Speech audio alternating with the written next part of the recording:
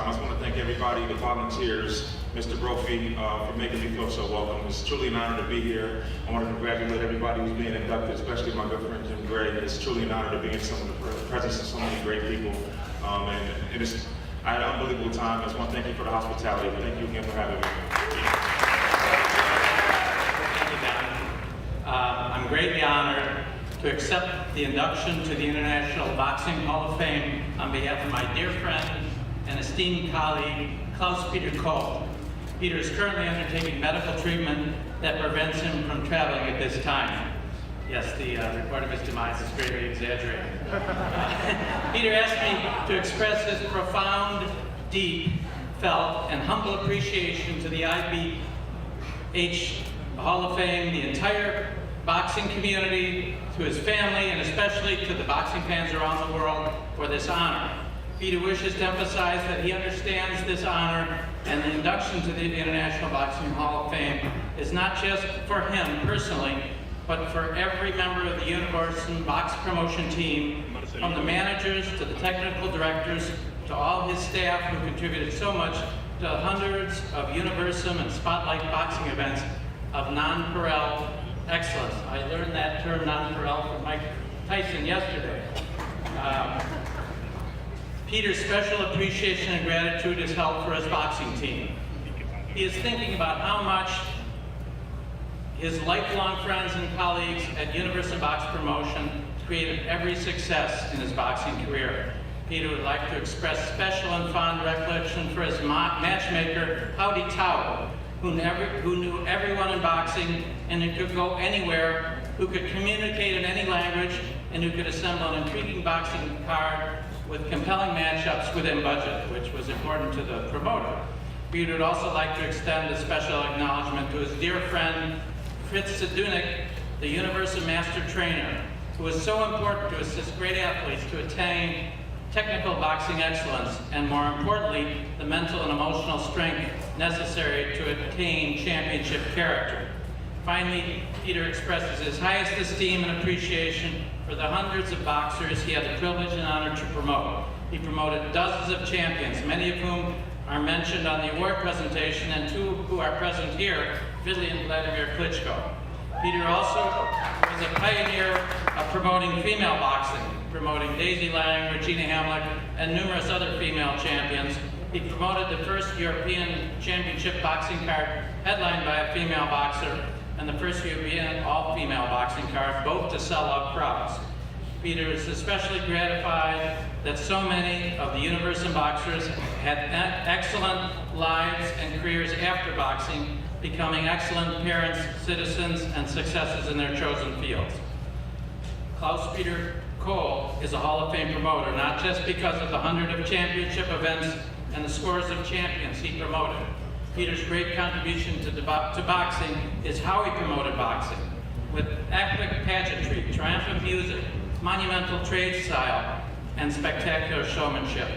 Ultimately, Klaus Peter Kohl's great contribution to boxing is that he loved boxing and all of its participants, and he promoted with the understanding that boxing is a great and glorious sport contested by heroes. Thank you very much. Next up, I'd like to call on Russell Peltz. And Dan, Russell Peltz, to accept this for Lorraine Chargin.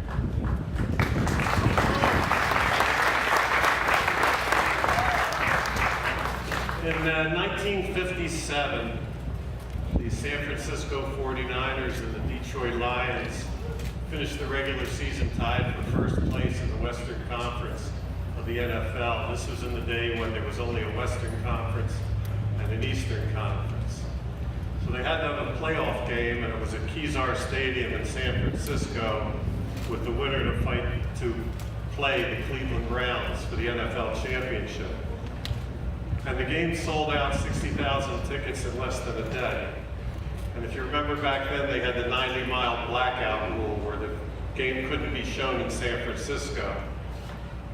So a 29-year-old boxing promoter named Don Chargin thought he could make a buck by closed-circuiting the game into the ballroom of the Fairmount Hotel in downtown San Francisco. And he was right. The place was packed. He'd sold over 1,000 tickets, and at halftime, the 49ers were up 24-7, and everybody was having a ball.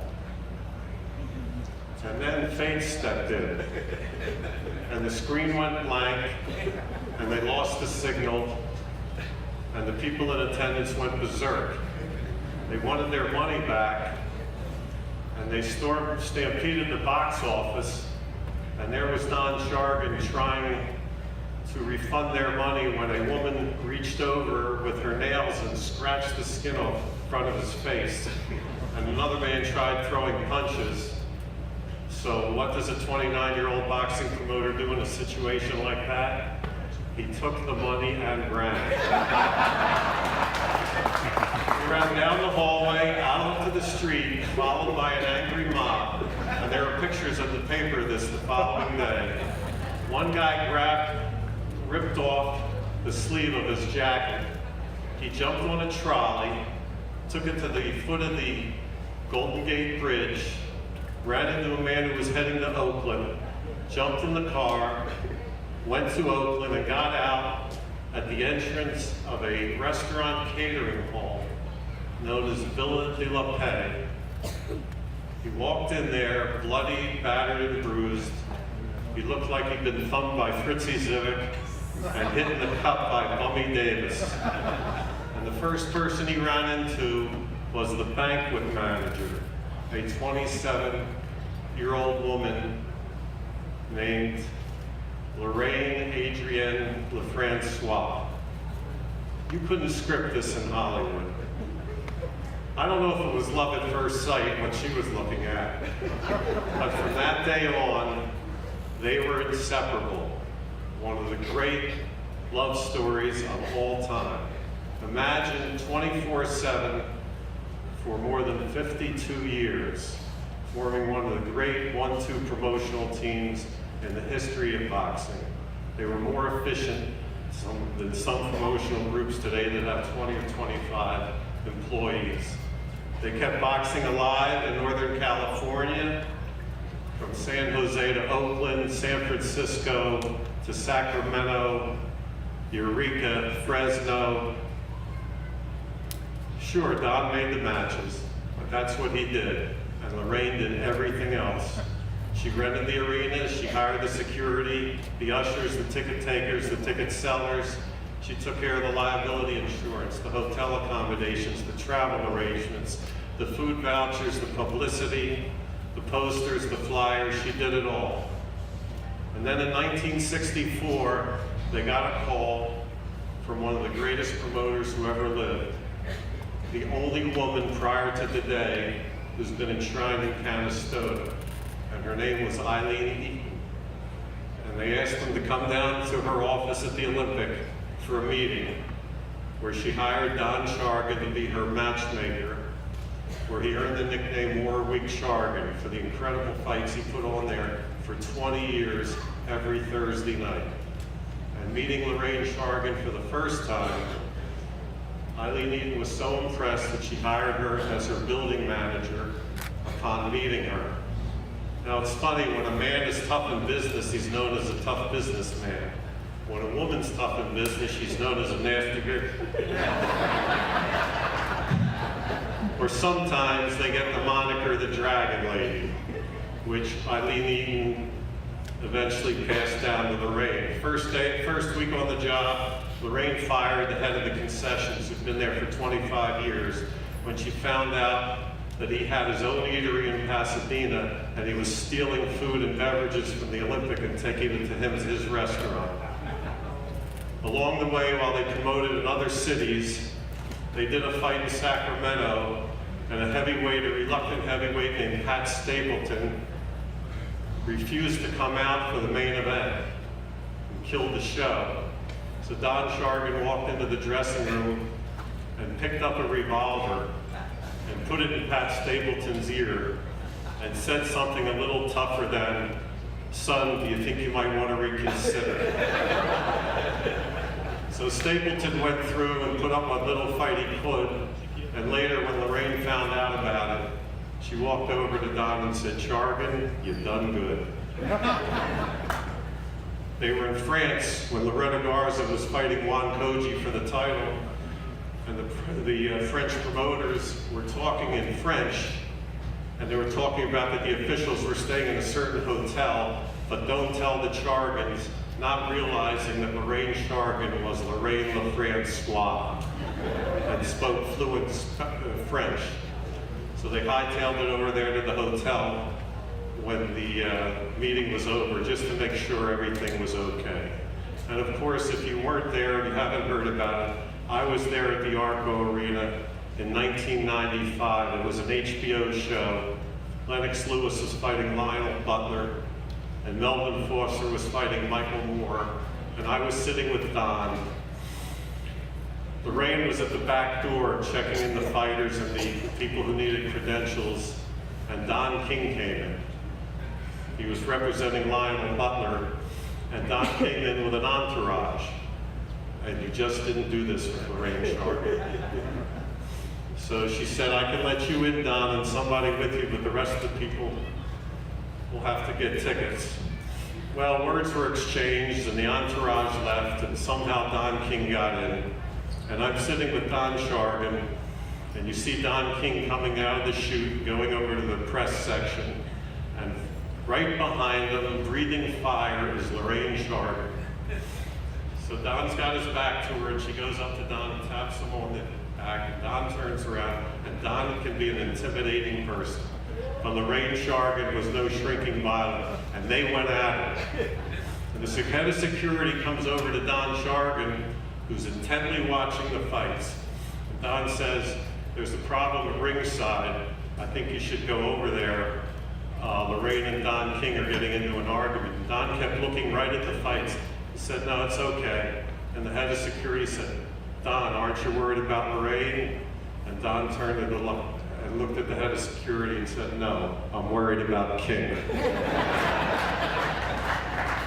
I met Don in '72 and Lorraine in '77, and like everybody else in the boxing business who met Lorraine for the first time, I was guilty until proven innocent. But that's the way it is in a sometimes wonderful, sometimes wretched world of professional boxing, where loyalty runs as deep as the ink on a dollar bill. But they became my best friends in boxing for the last 40 years. Their word was better than anybody's signature, especially today when the negotiations don't start until after the contracts are signed. And we did a lot of business together, and she sat in my office one day about 15 years ago when we were doing a fight together at the Blue Horizon, and she said to me, "Russell, I need 6 tickets for my family. What's ringside cost?" I said, "What's the difference? You're not paying." She said, "Honey." And when Lorraine Chargin said honey, she didn't say honey, she said, "Honey, we pay our own way." She was as good as it gets. We exchanged phone calls, gifts at Christmas. I was fortunate enough to be their house guest at their homes in Belt Canyon and in Cambria. And I was there in Tucson in November of 2008 when Lorraine got sick for the first time. I had a fighter fighting for Don, and she came down one day, said she had pain in her back, and we thought it was shingles. And then the next year it turned into cancer. And then in early 2010, she went into the hospital. And she told Don, "Make sure Russell calls me."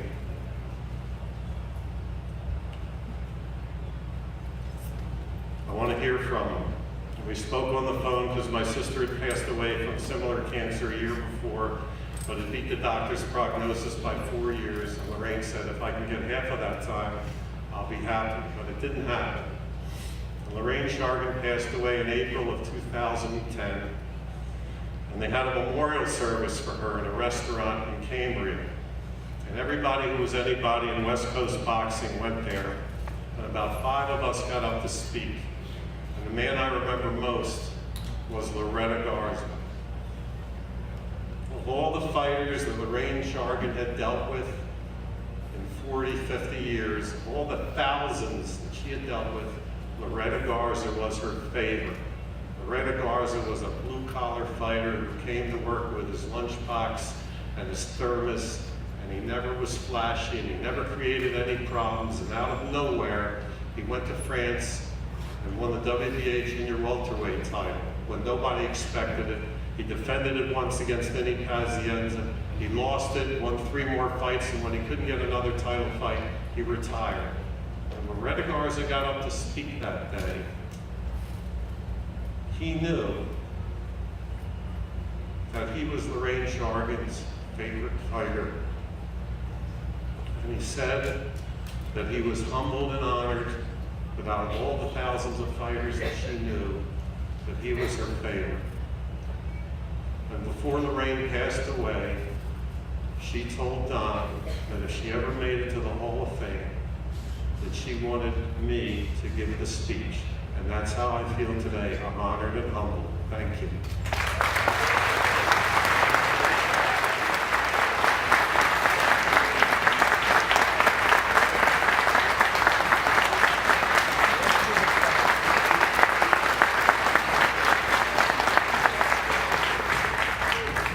Born in Brooklyn, New York, he graduated from Kent State in 1972.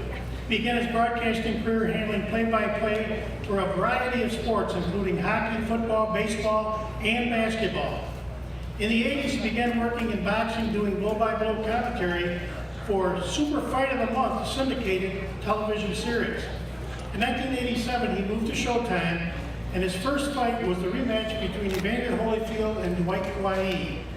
Among the over 200 telecasts and 300-plus championship bouts he covered include Julio Cesar Chavez against Greg Haugen, Michael Ben against Gerald McClellan, and Evander Holyfield and Mike Tyson 1 and 2. He is the younger brother of Marvin Al, both very successful broadcasters. Our 2018 Hall of Fame inductee in the Observer category, Steve Albert.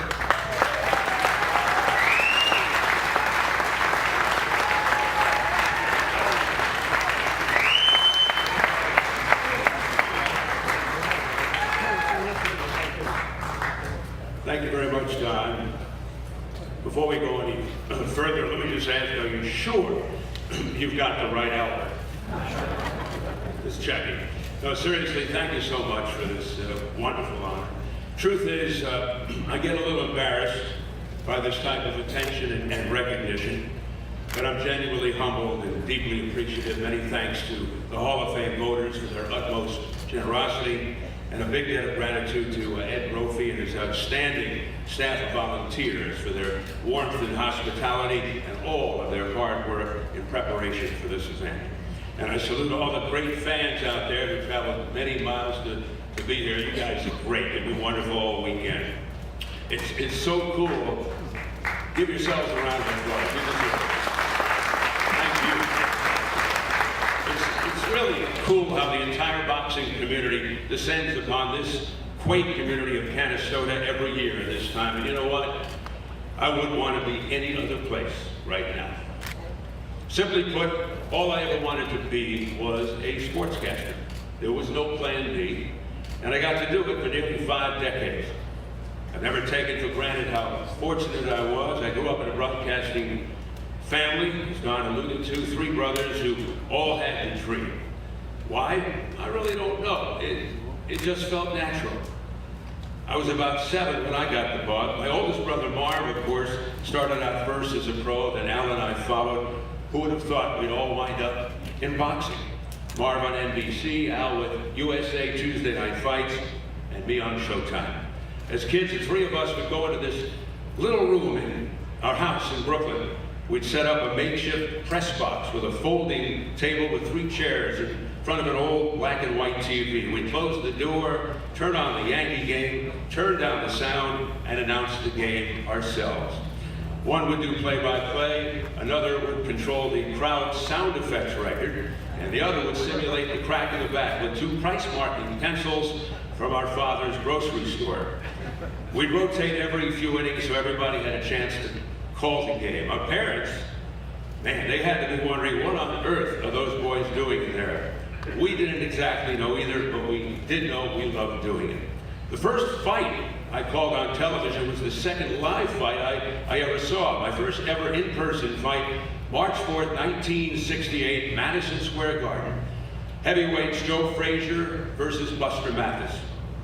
My father took me and we sat way up near the ceiling. I was in heaven, literally and figuratively. My father, Max, was a pragmatic, no-nonsense guy with a good heart. He had worked hard for years, managing the family market in Brighton Beach, Brooklyn, on his feet 11, 12, 13 hours a day, 6 days a week. That's probably where I got my work ethic, my extreme preparation habits. My father also had humility, and I'd like to think he passed that on as well. At the time of the fight, his dad was in failing health and staying at our house. Just before the main event, my father said, "I'll be right back. I want to call your mother at home and see how your grandpa's doing." About 10 minutes later, he came back, sat down next to me, didn't say a word. I said, "How's grandpa?" He said, matter-of-factly, "He passed away." I said, "He died?" He said, "Yes." I said, "Well, let's go home." He said, "No, we'll go home after Frazier Mathis." That's when I first discovered the true power of boxing. Fast forward to April of 2000, I'm now in my 13th year announcing boxing on Showtime, and we have a broadcast in far-off China. Heavyweights Andrew Galata versus Marcus Rody. I fly more than 20 hours by myself to the city of Guangzhou. I arrive bleary-eyed at about 6 in the morning. When I get to the hotel lobby to check in, the local boxing promoter introduces himself to me and then says, "Please sit down." He says, "I've got something to tell you." I said, "What?" He said, "Your father passed away." The first thing that went through my mind was that night my father took me to my first fight, when his father passed away. The parallel was surreal. My dad and I would always watch the Friday night fights together on TV. I was about 9 or 10, Gillette cavalcade of sports. Gene Fulmer, Sugar Ray Leonard, and Canastota named Carmen Basilio, among others. That was my entree to the sport.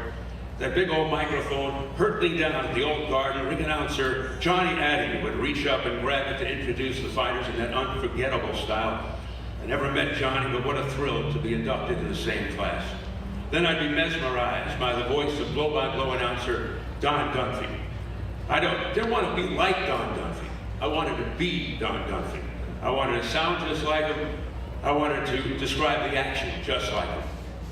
Now, at the time, the notion of eventually doing what he was doing seemed as unrealistic as my landing on Mars.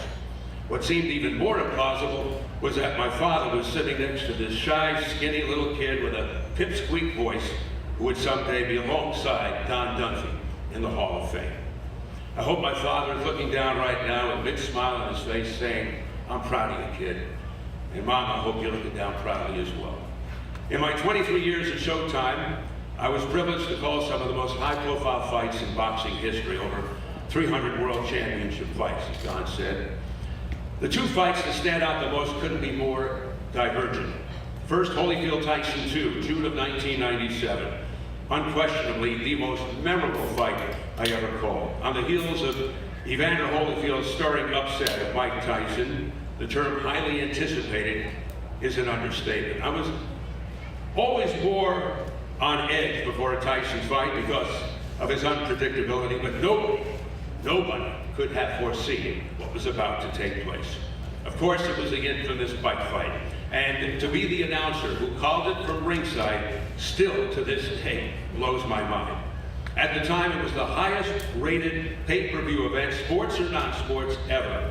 The impact around the world was staggering.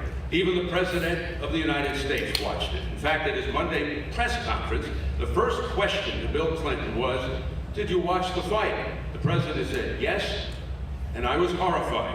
I was just relieved he wasn't referring to the broadcast. The other fight was Corrales-Castillo won in May of 2005. Clearly the most dramatic and compelling fight I ever had the privilege to call, in a matchup that far exceeded expectations. Diego Corrales became an overnight legend against hard-punching Jose Luis Castillo. Dropped twice in the 10th, and on the verge of being knocked out, Corrales took heart and determination to unimaginable heights as he rallied to stop Castillo in a comeback for the ages one of the greatest fights of all time. Sometimes I still can't believe I got to call it. Now, where else in boxing can you encounter such human spirit, such unscripted drama? As the bull-by-blow announcer, you're called upon to describe pandemonium and sometimes madness, while the producer is yelling instructions in your ear. Basically, you're operating without a net, and you're trying to do it all with control and composure. That only comes from experience. It doesn't happen in a few fights or in a few years. And that is why I have such deep appreciation for Showtime. They let me develop, they allowed me to find my way, they gave me the freedom to succeed or fail, oftentimes under extremely chaotic circumstances. But let me begin my thank yous with Dan Duva and the entire Duva family, who gave me my first break on the air in the early 80s. To Frank and Ricky Belmont, who were there at the start, the club fights, Totowa Ice World, Atlantic City. And I can't forget the illustrious Arthur McCanny, my first ringside partner and a Hall of Fame referee. I'm very grateful to a gentleman named Jim Spence, who initially opened the door for me at Showtime in 1987, just a year after the cable network premiered Showtime Championship Boxing. My profound thanks to Jay Larkin, who stuck by me and believed in me. Jay, I know you're looking down with a huge grin. A tip of the hat also to one of the nicest guys in the business, Gordon Hall. Thanks for everything, Gordon.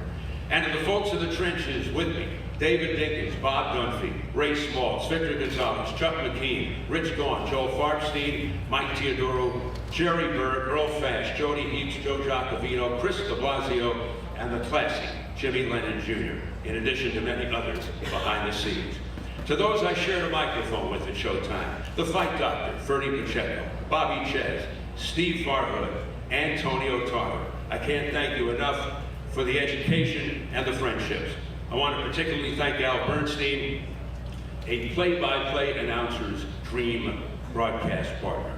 Al and I shared many memorable moments on the air, but perhaps of greater significance, we shared many laughs and terrific times off the air. I also want to thank fellow inductee, longtime friend and colleague, Jim Gray, for his kinship and help throughout the years. Jim, I won't forget the times you went to bat for me. It meant a lot, and your work on Showtime gets better with age. I miss working with you.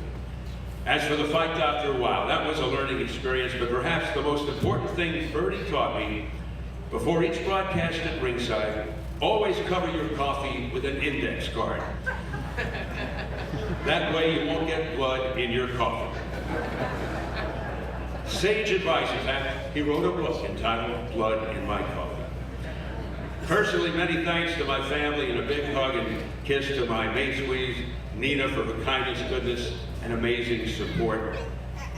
There were no stars at Showtime Championship Boxing. It was all about teamwork, which may explain why I was nearly in shock when I got the call from Ed Brophy here at the Hall of Fame. This is truly a culmination and validation of years of hard work and dedication in a job I always try to do with honesty and integrity.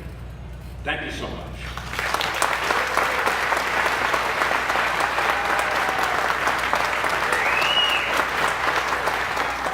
He began his broadcasting career in 1977. In 1979, he began freelancing for ESPN, and from 1984 to 87, was a full-time reporter. Since 1992, he has been part of the Showtime Championship Boxing broadcast team and serving as interviewer and ringside reporter. He has also covered boxing during 3 Olympic Games. Among the boxing stars he covered include Hall of Famers George Foreman, Larry Holmes, Lennox Lewis, Sugar Ray Leonard, Roberto Duran, and marvelous Marvin Hagler. A veteran of over 700 championship bouts, his work has earned him 12 National Emmy Awards, the 1997 National Sports Emmy for Journalism and Individual Achievement for his interview with Mike Tyson after his disqualification loss, and 2018 Hall of Fame inductee in the Observer category, Jim Gray.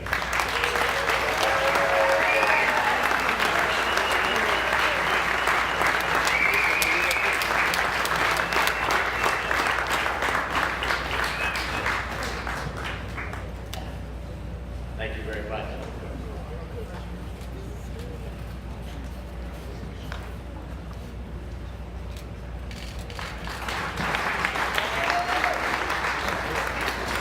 My name is Mike Tyson. I'm here to talk on behalf of my good friend, Jim Gray.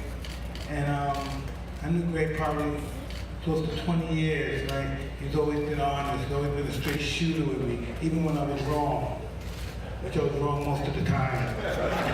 And I didn't want to believe it, but I was wrong most of the time. And I just wanted to know, they were saying he was a straight shooter. This opportunity and this award that he's receiving is way, way overdue. And what's really more important than anything, what I would like to see him happen, I would like to see his father been able to come here. And oh shit. It didn't happen, but I know he's looking down and he's looking at his boy. He's very proud.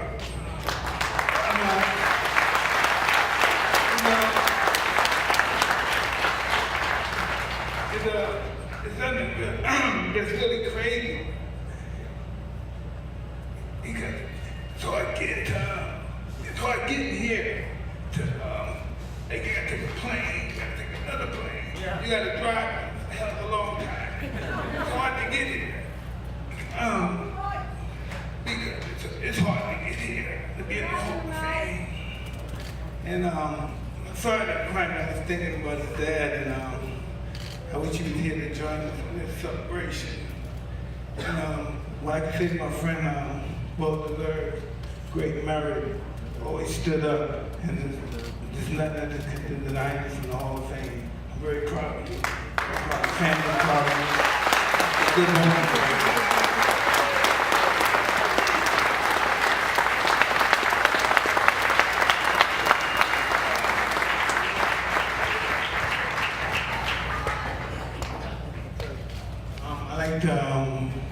Give Mr. Jim Gray his ring, Hall of Fame.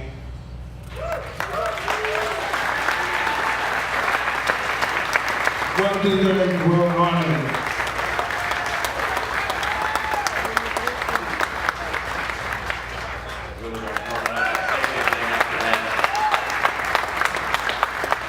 And I'm going to veer from what I was going to say.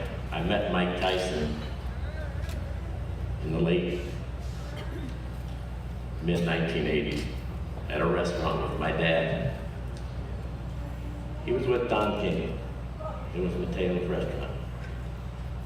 He walked over to the table, said hello. I was already in boxing, Don had hired me. And he spoke to my dad for about 10 or 15 minutes. It was before he was the young heavyweight champion of the world. Every single time I saw Mike Tyson, since that, till my father's passing a few years ago, the first thing that came out of his mouth was, "How's your dad? Please give him my best. I hope to see him soon."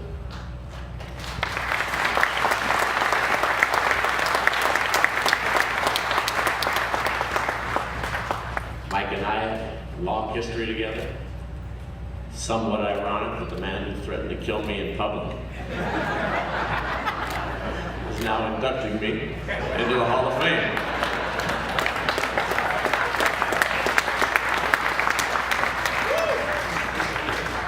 That's only half the story. 45 seconds later, he kissed me on my cheek, and 25 years later, I'm still trying to figure out what's more disturbing.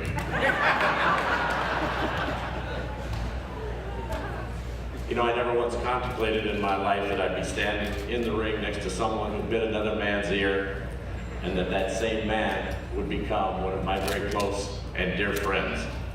That he would, in so many ways, make me famous.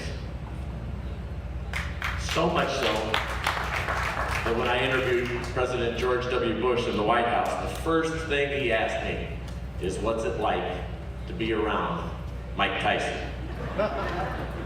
When I told him it's wonderful, it brought a big smile to the president's face.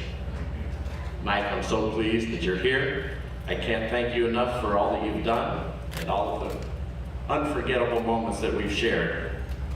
And I thank you and your great wife, Kiki, for all that you have done for making this day possible. Kiki, stand up, Kiki.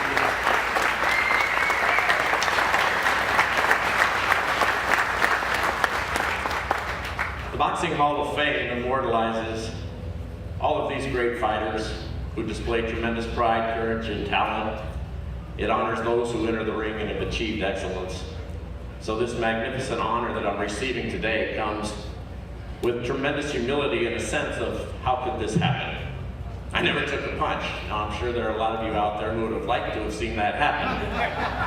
In fact, my very dear friend Gary Shandling, who would have loved this day, once said, I should have my own show, and it should be entitled, I Can Make You Hit Me. Well, I was discussing with my good friend Bob Costas, who next month is going to be awarded the Ford Frick Award by the Baseball Hall of Fame. Congratulations, Bob. Well-deserved. Great friend, great guy, great broadcaster. I'm thankful he's here to celebrate. He said something to me that really resonated.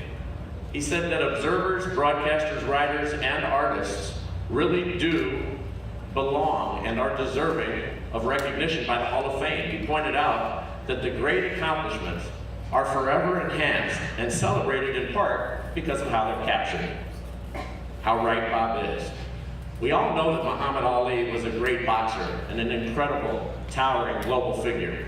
But we got to know him better and had a much keener insight to him because of all the interviews that he did with Howard Cosell. You're being quite truculent. And the incredible calls of Cosell and Don Dumphy, Barry Tompkins, and Steve Albert become the indelible images and sounds that leave the lasting impressions that allow us never to forget these great champions. Down goes Frazier! Down goes Frazier! Down goes Frazier! I won't continue this path and belabor it. I think you all get the point quite clearly.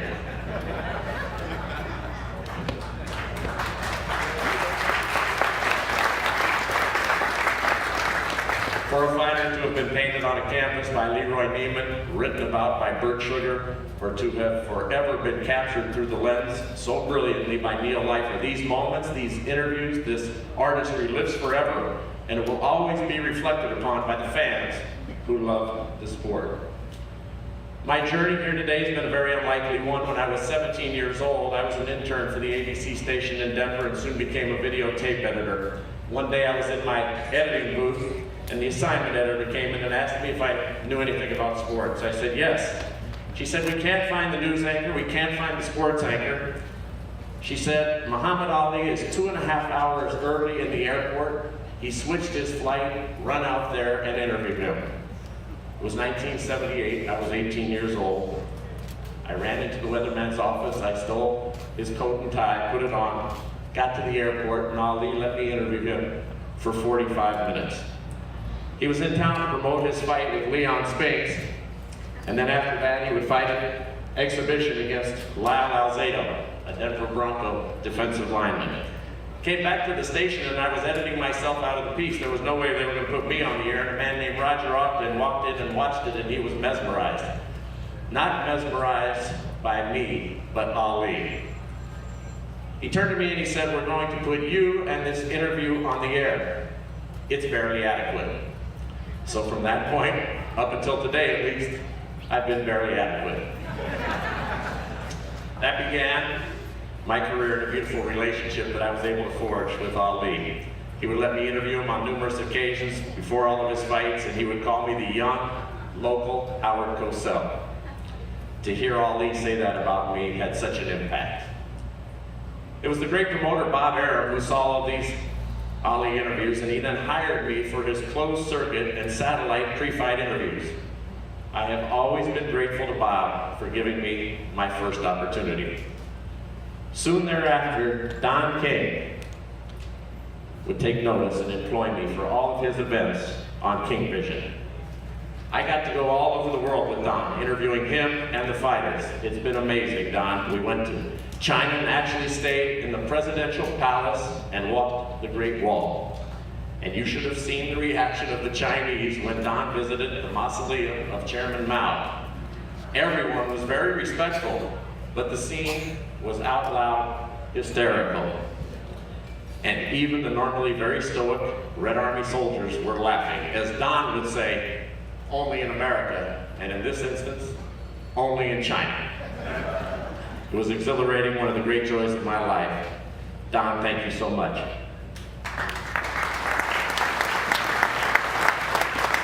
In fact, it was Don that led me to being engaged full-time a quarter century ago by Showtime, as he sold all of the rights to his fights to the network.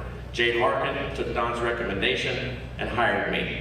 And it's because of the platform that I've been afforded on Showtime and the awesome colleagues that I work with, I'm able to be here today. I love my job at Showtime, and I love the people that I work with. We have so much fun, and we genuinely enjoy each other. I'm so grateful and thankful to Leslie Moonves, Matt Blank, David Nivens, and Stephen Espinoza. To be able to work with and for you all has been incredible.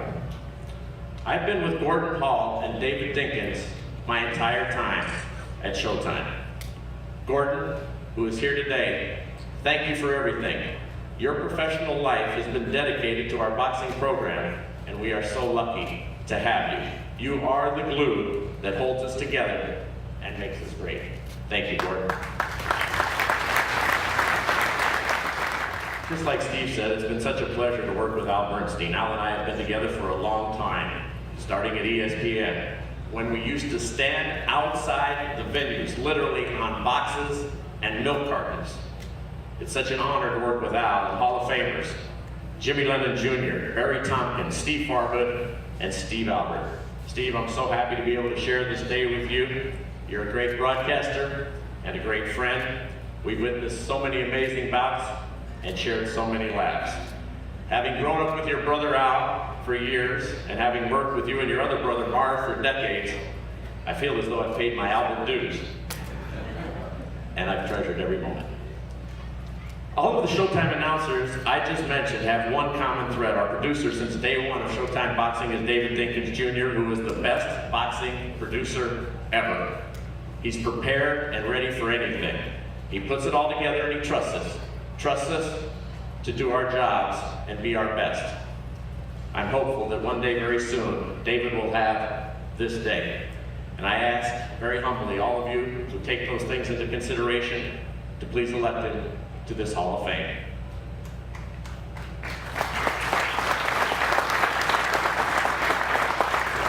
No one in television does anything by themselves. I've had a lot of help. So I share this honor with my colleagues, Mauro Ranallo, Paulie Molinaggi, Brian Custer, my wonderful friend Gus Johnson, who's here today, Antonio Tarver, who's also here with us today, Jim Hill, our terrific director, Bob Dunphy, and Chris Gilmore, who has been by my side for more than 1,200 fights.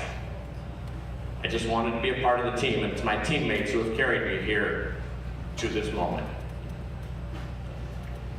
Many of the most memorable moments occurred when I least expected them. I didn't know that I would interview Ali. I never thought that I would talk to him, let alone travel with him, and that he would become a part of my life.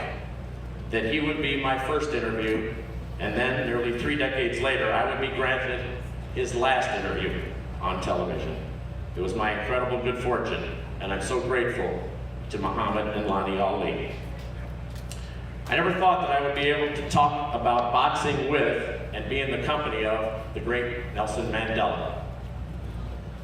I never thought that a man who went 50-0, a legend, Floyd Money Mayweather, would totally trust me, take me into his confidence, allow me total access, and grant me, as an interviewer, the ability to see everything related to his boxing, all aspects, from the inside.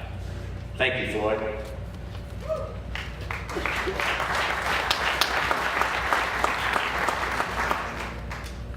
And this is really only in America. I never thought I would work on fights in Atlantic City, interviewing regularly the promoter who would become the 45th president of the United States. Or that I'd be able to take my dad to dinner with his boxing idol, Sugar Ray Robinson, and that Sugar Ray Leonard would become my golfing buddy. Boxing has opened so many doors for me, but many others have had a major impact on my life and my career. Julius Erving. Julie, I'm humbled and honored that you're here today. Thanks for taking me under your wing and for demonstrating how important it is to give other people your time and attention. You taught me how important and trusted relationships are in sports and in life. You see, when Dr. J lets you interview him several hundred times, everybody else sees that. And they say, you know, if Jim Gray's good with the doc, then he's good with me. Julius, thanks for all that credibility.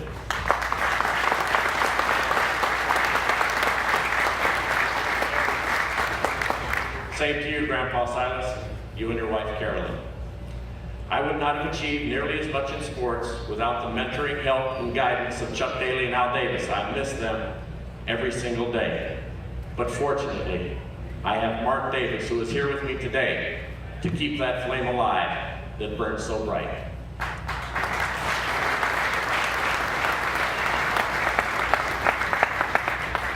My wife and I, Fran, we have no children, so our friends are very important to us. They are our family. Jerry Richardson, thanks for making such a great effort to be with me here today. And I thank you for your devoted friendship, your loyalty, and your wisdom.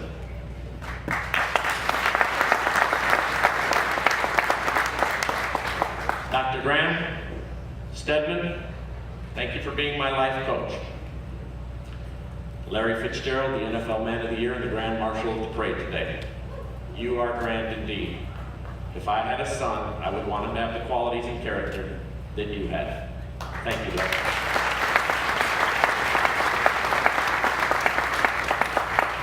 And I'm going to veer off. The best fighter here today is a man named Marcus Luttrell, the lone survivor. We respect you, we admire you, we thank you for your service, your courage, and everything that you have done. God bless you, Marcus Luttrell.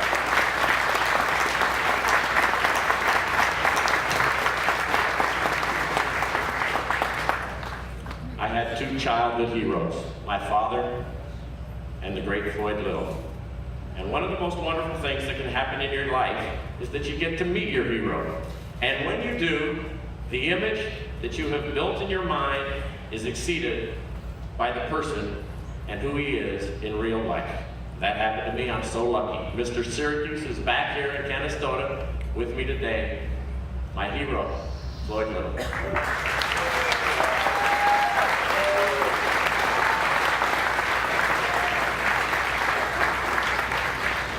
There's another man who came only here for me today. The heavyweight champion of the world, Deontay Wilder. I'm so proud of you. I've known you since your career began, and I thank you. I'm so proud of you. Thank you, champion. I have tremendous gratitude. I'm thankful to my employers, not only at Showtime, but over the years, to CBS, ESPN, NBC, and to Dick Ebersol and Eric Mann. My appreciation is deep for Westwood One, where they kept me employed for over 30 years, to Howard Deneroff and Charles Steinhauer. Thanks for all of your support, as well as to the great people at Fox. And now, folks, for just a moment, I'm going to speak to this group right over here, including my brothers, my mother and father-in-law, and all of my nieces and nephews. So many of you have gone so far out of your way to share this day with me. In my life, I've been blessed with many lasting friendships that I treasure with great love and loyalty. Just like the fighters, you all have been in my corner and played an invaluable role and are a big part of my life. I have expressed to each and every one of you personally how much you mean to me. You all have enriched my life in every way possible, and I'm so appreciative of your support, friendship, and love. And as my dear friend, Mr. Richardson, always reminds me, true friendship is reciprocal. So just know this, I will always be there for all of you. I know that everyone at Showtime would have been here today as well, but we had a fight last night and that made it impossible. I want to thank all of them, as well as Sam Watson, Al Heyman, Richard Schaefer, Chris de Blasio, and Kelly Swanson. I was blessed with a great mother and father. My father led by example. He taught me the virtues of hard work and dedication, of honesty and integrity, of decency and reputation, of trust and character. My mom taught me to never give up, as well as to be compassionate, forgiving, and that family was most important. As a very young child, my mom and dad would drive me and my brothers by Sonny Liston's house in Denver to see his Christmas decorations and lights. And every year we would hope to catch a glimpse of the champ. My dad loved the fights. He would often go in person and take me with him, from the Golden Gloves to Ali. We'd watch together on television, closed circuit, or listen to him on the radio. So my love for boxing and the fighters was instilled in me in large part due to my father's interest. I was so proud of him and the way he lived his life, and he was proud of me. He would have loved this day. I'm blessed to have my incredible mother here with me to share this. Her love and support has been unwavering. And finally, to my wife, Fran. She's amazing. I call her the Pied Piper because every child and every animal falls in love and follows her. She lights up every room and lights up my life. Thanks for everything, for taking care of everyone always, and especially this weekend. She watches every fight, and she's my best and most honest critic. Fran, you were in the Hall of Fame long before we got here to Canastota.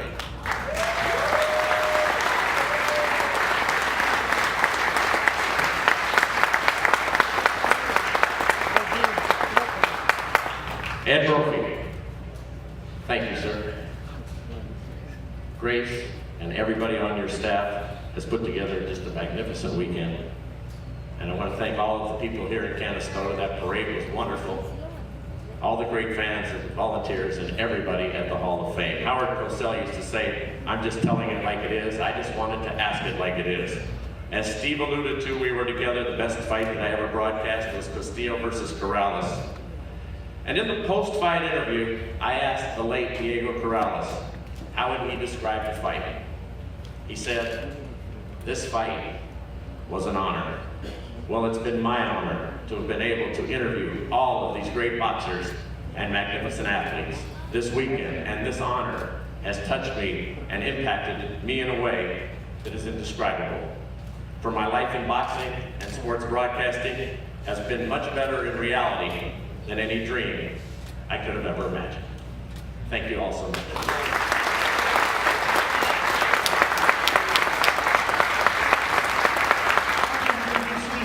Pro in 1990. His piston-like jab, all-around skill set allowed him to capture the IBHOF light middleweight title twice and 4 world 154-pound title belts. The WBO light middleweight title in 1996, he won from Rocco McGurk, and the IBF strap from Robert Frazier in 2001. The WBA, WBC belts from Sugar Shane Mosley in 2004. He also holds victories over Sam Solomon, Felix Tito Trinidad, and Ike Corte. 2018 Hall of Fame inductee in the modern category, Ronald Winky Wright.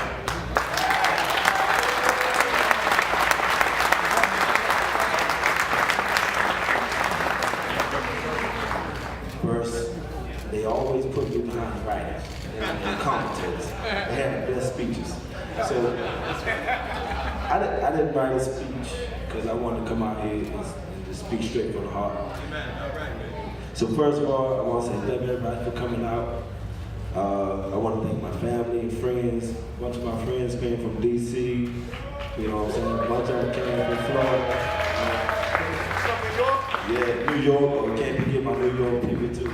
You know what I mean? So I just want to say congratulations to all the inductees. You know, I'm glad we made it. I want to say a great thanks to my buddy Jim Wilkes. He's not here today. He's kind of sick, so he couldn't really fly. I want to say what's up to my trainer, my best friend, Dan Birmingham. If anyone knows Winky Wright, they know I had one trainer my whole career, and it was Dan Birmingham. We stuck together. It was like glue, and it worked for us, and I'm proud of him, and I'm glad to have been able to work with him. I want to thank my homeboy Antonio Tarver for being here with me, to enjoy the festivities with me, him and his son Lil Tarver. So we've been having a good time with that. Also, I want to give a special thanks, a special I love you to my grandmother who died, and you know she was everything. So anybody that knows my grandma was everything. And then my uncle Weenie, you know, it was Winky and Weenie. He was my uncle, but he was only 2 months older than me. You know, that's a black man. But you know, he was like my brother. Even though he was my uncle, he was like my brother because I lived with my grandparents. So you know, they raised me, and you know, he passed away in St. Petersburg, Florida. And I gotta get one more thank you, and I love you to my homeboy Daniel Ramirez.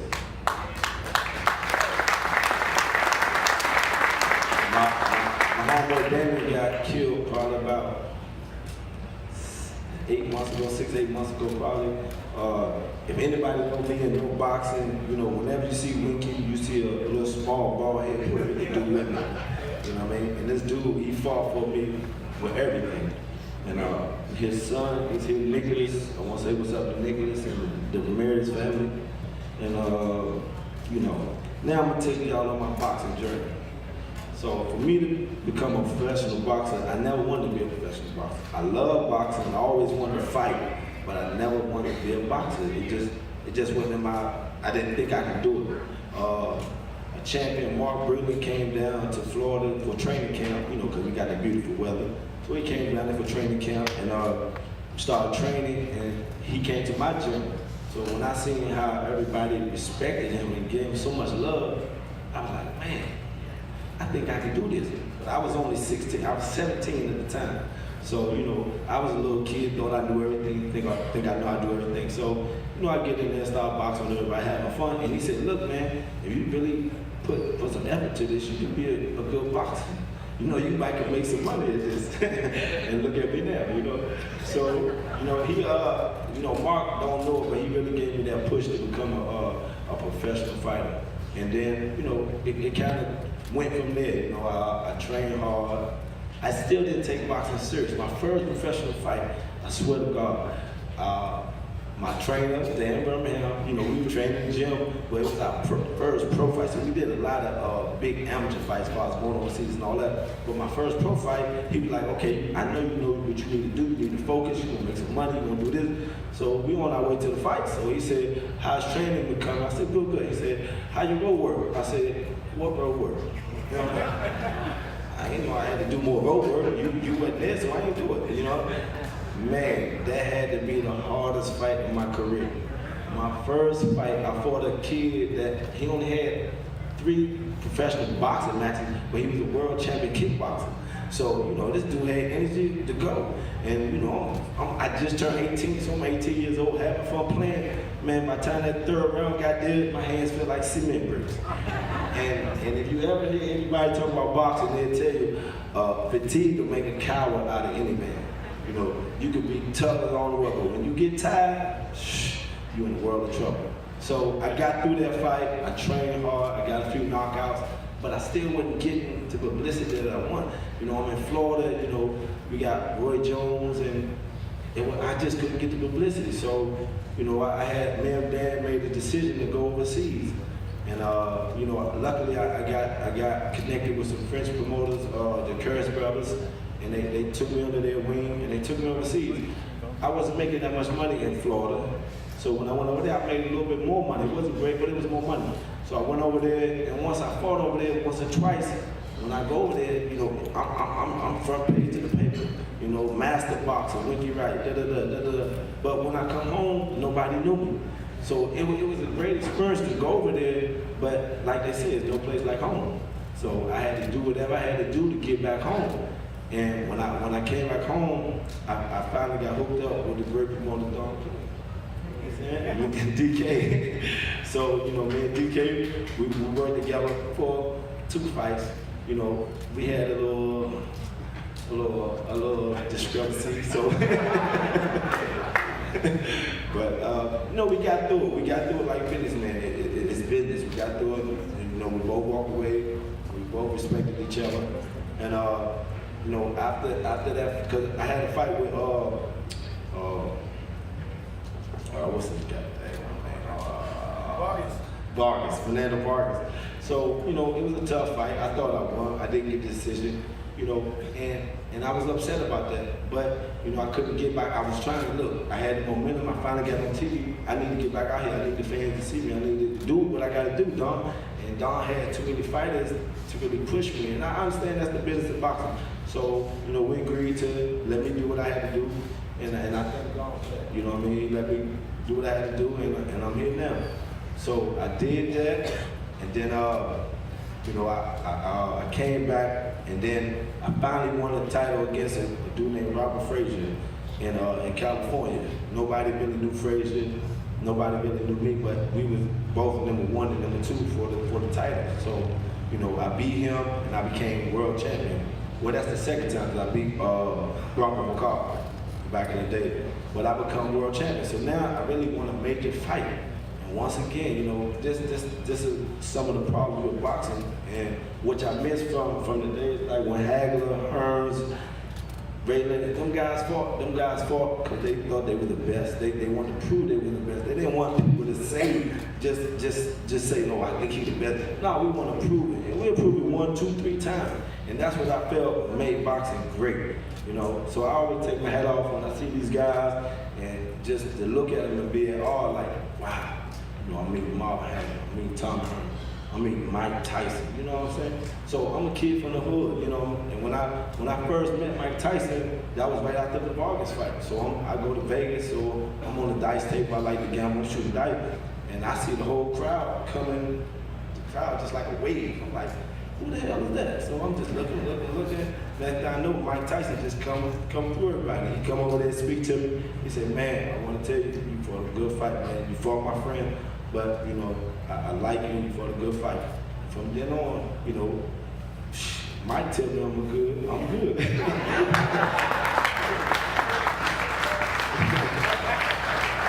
So, you know, we did that, and we had some more ups and downs, but finally, you know, I had the world title, and, you know, they Sugar Shane Mosley had just beat Oscar De La Hoya twice.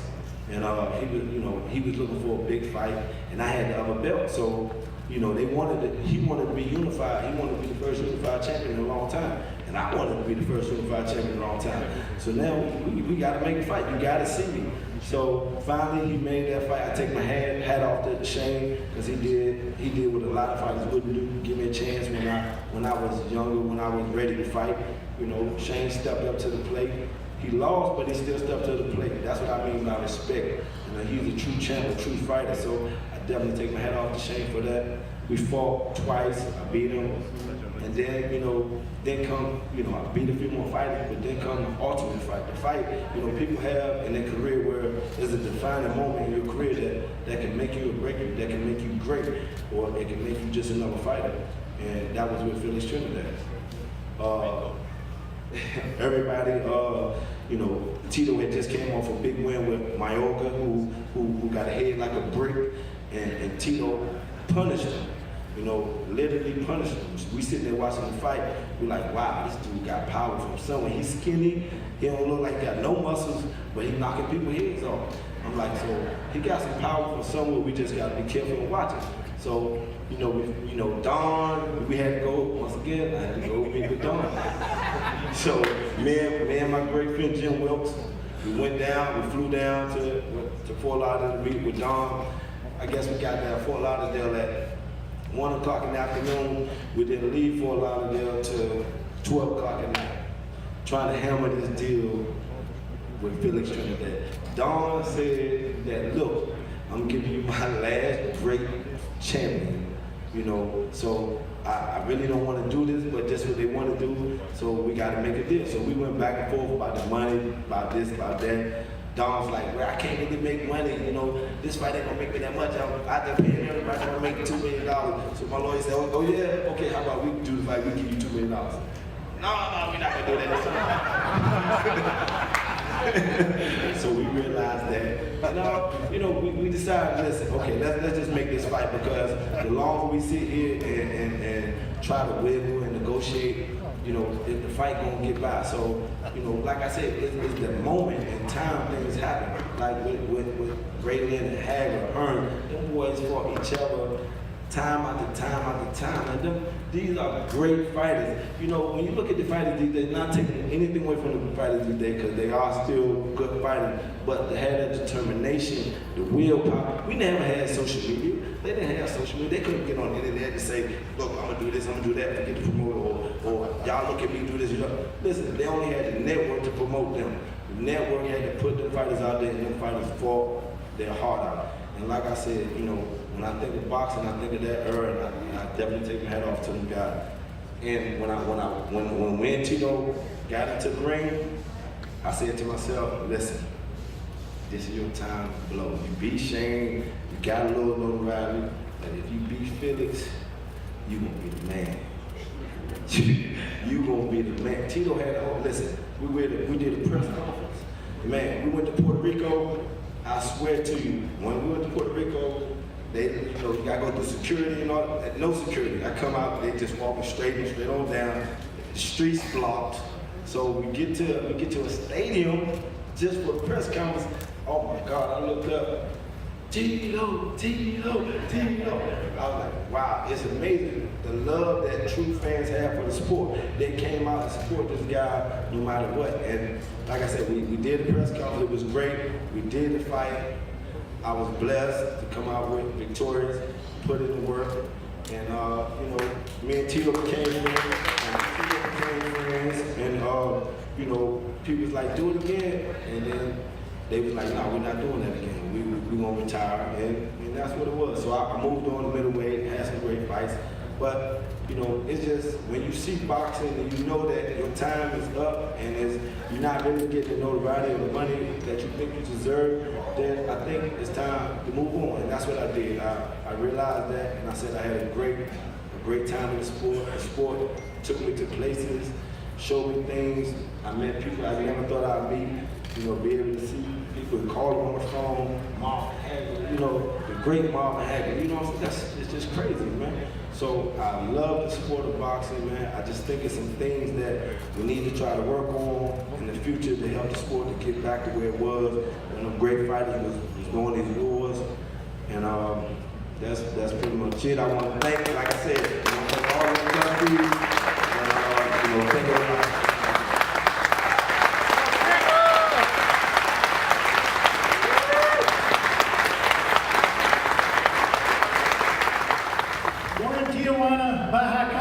Mexico, he followed his father's footsteps in the boxing ring and turned pro in 1993. After winning the NABF title, he stopped Daniel Zaragoza for the WBC 122-pound title in 1997. He registered 9 successive defenses, including wins over Junior Jones, Wayne McCullough, and Marco Antonio Barrera. He became a 2-division champion. After losing his title to Madeira in 2002, he reclaimed it from Paulie Ayala. He added a 3rd belt in 2004 from a pair of 12-round decisions over Jesus Chavez and the WBC Super Featherweight belt, and Carlos Hernandez for the IBF belt, then defeated Pablo Cano for the WBC light welterweight title to become the first Mexican boxer to win titles in 4 weight divisions. He also holds a victory over Manny Pacquiao, 2018 Hall of Fame inductee from the modern category, El Terrible Eric Morales.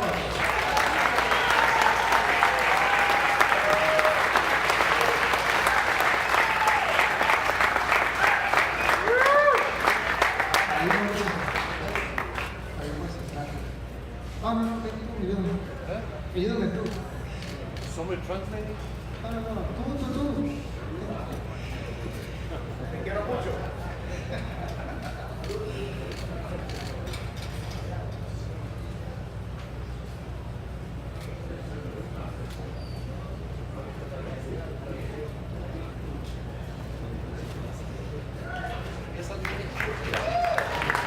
Gracias, buenas tardes. Me gustaría empezar con agradecer a Dios por la oportunidad de haber sido boxeador y por terminar mi carrera bien. Good afternoon. I would like to thank God for the opportunity for bringing me to boxing and for being able to finish my career in great health. Bien, me gustaría empezar con mi carrera en el amateur como empecé y en el profesional como empecé. I'd like to explain how I began boxing as an amateur fighter and then as a professional fighter. Mi primera pelea amateur duró menos de un minuto. Me la pararon porque me sangró la nariz y perdí. Me fui llorando, tenía 6 años, fui llorando un ratito en una esquina. My first amateur bout was only 1 minute long. I was bleeding from the nose, so the referee stopped it. I was 6 years old. I lost the fight, and I just went to a corner, and I could not stop crying.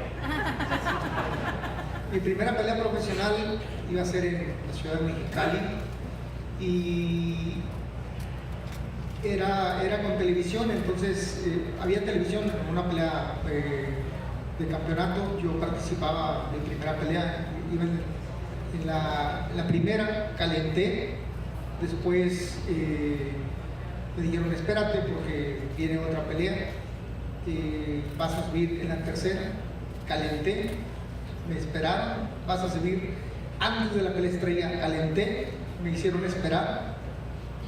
My pro debut was in a major card with television, so I was the opening bout. They made me warm up, then they said no, hold on for a second. The card began, then told me to warm up once again, and then once again, and once again. Terminó la pelea estrella y luego me dijeron, no vas a pelear. The main event went on, and when that was over, they just told me, get off your gloves, we're not fighting tonight. Pero soñaba con ser grande, soñaba con ser un buen peleador, soñaba con ser campeón del mundo por alguna vez. But I kept dreaming. I knew I wanted something. I wanted to be a great fighter. I wanted to be a great champion, and I knew I was going to get there. Al paso del tiempo, pues lo logré. Me costó mucho trabajo mantener 122 libras, 126, 130. Creo que fui campeón en 135, pero no me lo dieron. Y finalmente en 140. As time went by, I made it through. I really had to work very hard and sacrifice to make 122, to make 126, to make 130. I believe I won the 135 and the decision didn't go my way, and then I won the 140-pound title. A lo largo de mi carrera tuve muchos entrenadores, de los cuales aprendí bastante. Me pasaría todo el día aquí nombrando a tanta gente que me ayudó en mi carrera. Pero quiero agradecer y mandar un saludo a todo mi equipo de México. Muchas gracias por su apoyo, muchas gracias a la afición, muchas gracias a todos los que hicieron posible que Eric Morales fuera cada vez mejor. Throughout my career, I had several trainers, and as well, many people who helped me become the boxer I became. It would be an endless list. I would be boring you with many names, mentioning them, but I want to say this to everyone, every single person who made the difference in my life. They know who they are, and I'm just very, very thankful for all they did for me. Agradecer a mi padre. Mi padre fue quien me motivó a ser peleador. Fue peleador, era mi entrenador. Pero como siempre, mi madre fue la que decidió si peleaba o no, y ella fue la que me dio la oportunidad. I want to thank my dad. He's the one who taught me. He's the one who made me what I became. But as usual, it was my mom who decided that I was going to be a fighter. Y bueno, a lo largo de mi carrera tuve gente, Fernando Beltrán, que me apoyó, fue mi representante. Top Rank, que fue mi primer promotor, la empresa me apoyó y me llevó a ser campeón del mundo en 3 diferentes divisiones. Golden Boy, que me dio la oportunidad de, en mi regreso, ganar ese cuarto título mundial deseado y apoyarme en la parte final de mi carrera. I want to acknowledge and thank Fernando Beltrán, who was my manager, Top Rank, who was my first promoter and the one that brought me through my career to conquer 3 titles in different divisions, and Golden Boy, who gave me the last opportunity in the last moment of my career, where I won the 140 pounds. Y por supuesto, Consejo Mundial de Boxeo, que me dio la oportunidad de siempre representarlos dignamente, que siempre me apoyaron, y que muchos de nosotros los boxeadores mexicanos no tuviéramos esas grandes oportunidades si el Consejo no nos apoyara porque es complicado la política deportiva también. It's hard to say because he's talking about the WBC. But he likes to thank the WBC for always being with him, sticking with him, providing the opportunities that a humble young kid would be very difficult to find in their life. And he's just very grateful to Jose Sulaiman and the WBC because he has been a long, very special relationship throughout the years. Hoy mismo estamos trabajando un poquito en el tema político y la idea es apoyar a muchos jóvenes en nuestro país que no tienen las oportunidades. Se las vamos a dar. Quiero agradecerle enormemente a todos, a toda la afición, a los comentaristas, a mis rivales,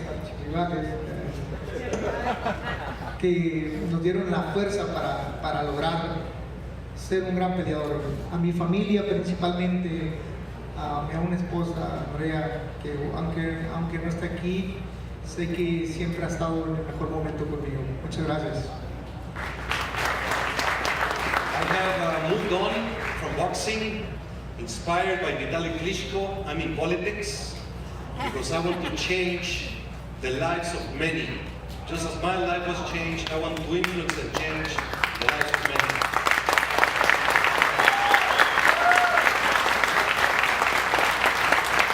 Also, I like to thank those great champions who allowed me and made me the fighter that I became, especially Marco Antonio Barrera, who is here, who fought 3 times with me, brought out the best out of me, and I will never forget those times in the ring with Marco and so many other great champions.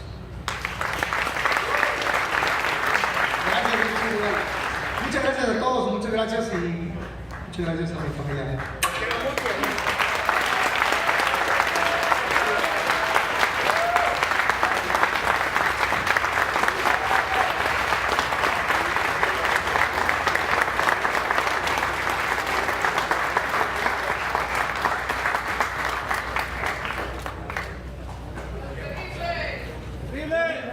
He was the winner of the 195 out of his 210 amateur bouts.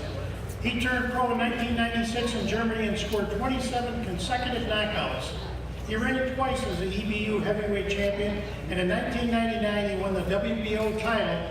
Following 2 defenses, he suffered a torn rotator cuff and then a TKO loss to Chris Berg in 2000. He met Lennox Lewis in 2003 for the WBC title and was leading on all scorecards, but the bout was stopped in the 6th round due to cuts to his eyes. Lewis retired, and after that bout, and he then was matched with and defeated Corey Sanders in 2004 for the vacant WBC title. After successful, impressive victories, he retired in 2012. He has a PhD in sports science and is active in politics. He was elected mayor of Kiev, Ukraine in 2014. 2018 Hall of Fame inductee in the modern category, Vitali Klitschko.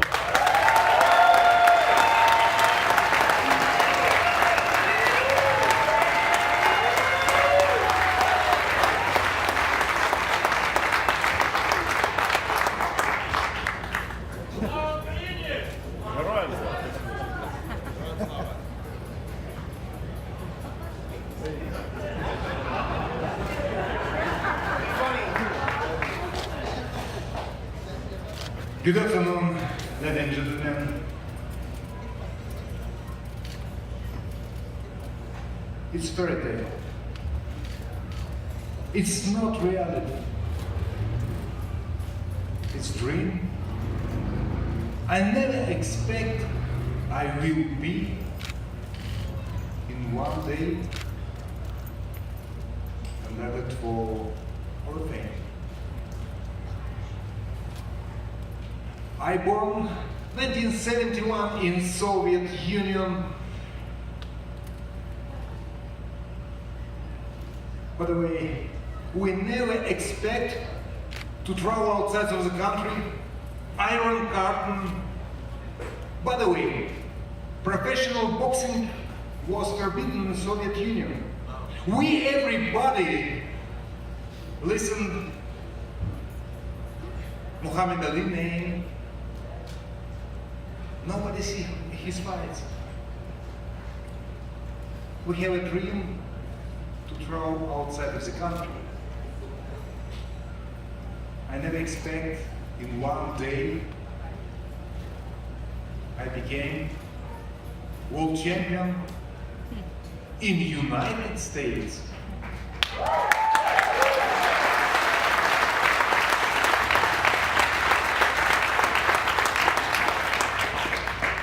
One day, I was 14 years old. Some coach come to the school, to our class, and ask, boys, who want to be the boxer? Yes, of course, everyone stand up and tell, we want to be the boxer. Everybody go to this to boxing section. The coach look at me, skinny, tall. You know what? Still for boxing is not good. Better go to swimming. It was painful to listen that everybody is good for boxing. I'm not. First competition I lost. I was really upset. But anyway, I want to show I can also, like my friends, to be the boxer. Perestroika came. Iron curtain slowly go down. And actually we have a chance to see broadcasting from the West. I remember this day. It was so funny. After the school, the boys, you know what is big boxing professional match. Actually, we can see the professional boxing. We come together with my school friends and see the boxing match. It was amazing. Youngest challenger for heavyweight title fight to green belt. It was fight Mike Tyson, Terry Barwick. I never before listened to the name of Mike Tyson. We was so impressed. First time in my life I see professional fights. Everybody was so impressed. Mike knocked out Barwick and win world title, world championship. I was so impressed. He holding the world belt above his head. So many emotions, and emotionally I told to my friends who sit with me, you know what? I am boxer also. In one day I will be world champion and I beat Mike Tyson. Exactly the same. No. First of all, everybody don't starting to smile. Who? You want to be Mike Tyson? I was really skinny and I was just 15 years old. Yeah, I am. They starting to kidding me. Oh, this was so painful to listen that. But they don't know I have good memory.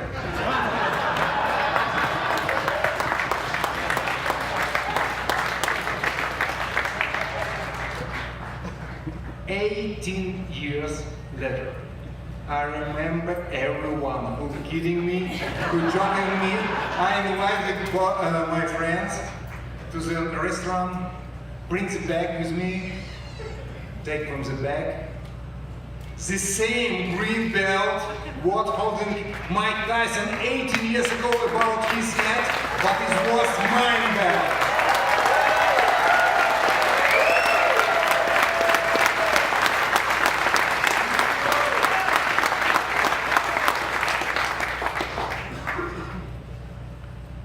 They told me, my friends, you know what?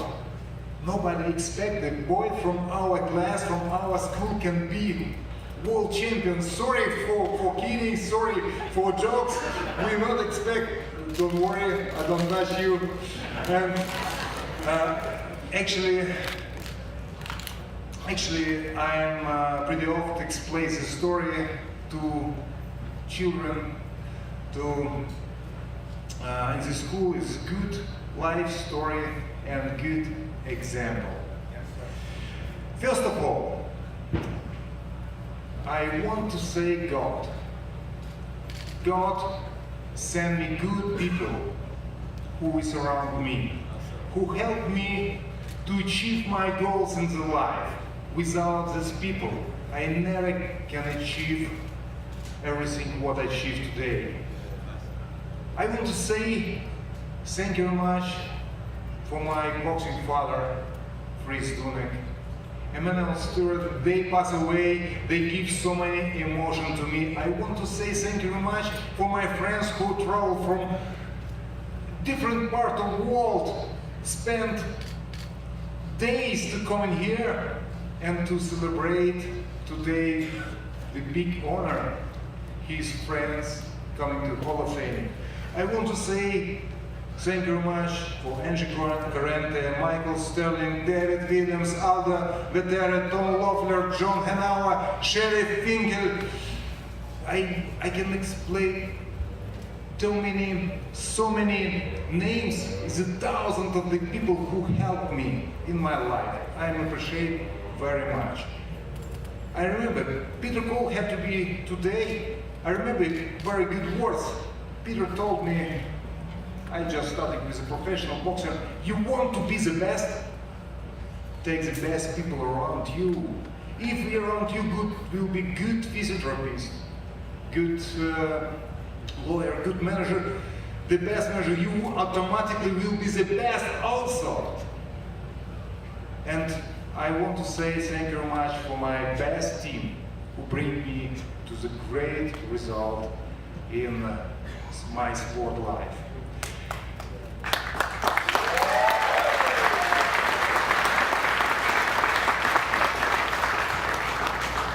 I want to say especially thank you for one person. Without this person, it will be impossible to achieve so big result in life. This person always followed me, always pushed me from the back. I go to the school. He's just 4 years older, younger than me. So you know what? I go to the school. He go 1 year older to the school because the older brother coming to the school. After the school go to in the school. I go to the boxing section. I want to be a boxer also. I go to the university. Are you think you are smart? I go also there. I started to write PhD. You're not smarter than me, tell my young brother. I'm coming to Hall of Fame, I'm more than sure. Very soon, Wladimir Klitschko will be stay also here.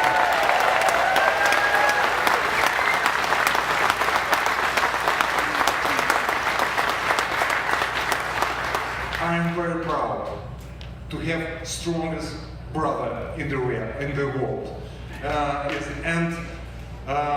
We're very close to each other. We train together, we help each other, and we double strong. I'm so sorry. I want so much after the last fight to go inside the ring and support my younger brother, but in my position not allowed me to do that. By the way, I want to say thank you very much, brother. Wait. Thank you very much, brother, for everything what you did for me and for your life support.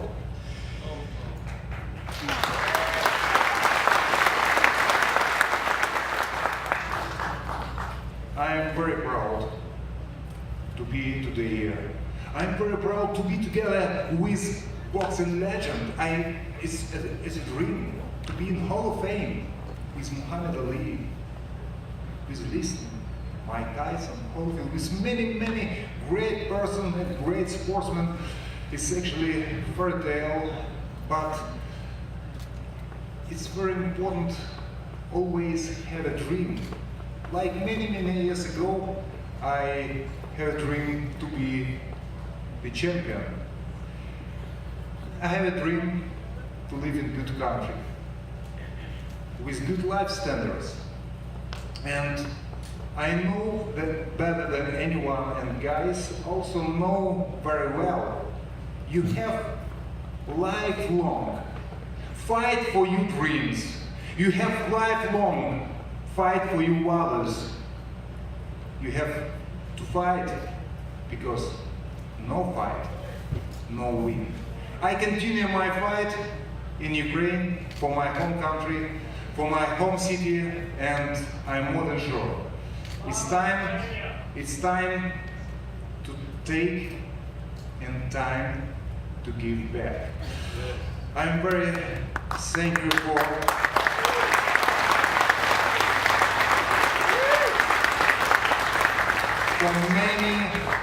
thank you for many millions of fans who travel around the world, who keep finger crossed, who doesn't sleep in the night if broadcasting was in different parts of the world. I want to thank you very much for everyone who support me in my career, and want to thank to jury who had trophy, and for everyone in Belgrade, everyone who conducted to Hall of Fame, and big honor to be together with you guys, with big legends, and one more thank you very much for everyone. Slava Ukraini!